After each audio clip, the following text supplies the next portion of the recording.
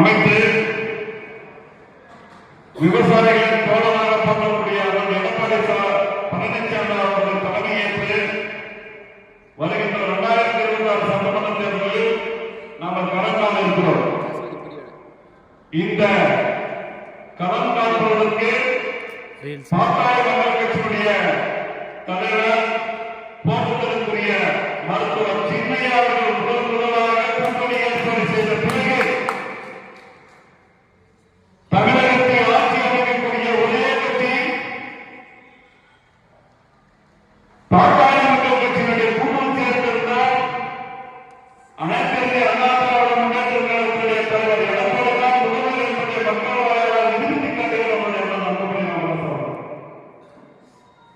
அதற்கு அச்சாரமாக போடக்கூடிய கூட்டம் இந்த கிருஷ்ணகிரி மாவட்டத்துடைய இளைஞர் சங்கம் அந்த மாணவ சங்கத்துடைய கூட்டம்.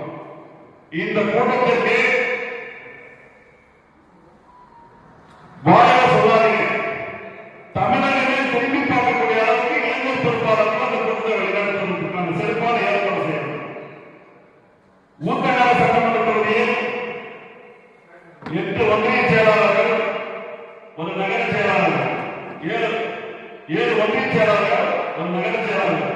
அதே போல பார்த்தீங்கன்னா பருவூர் சட்டமன்ற தொகுதியில் 7 ஒன்றிய செயலாளர்கள், 2 நகர செயலாளர், நகர சம்பந்தி பிளஸ் பருவூர்.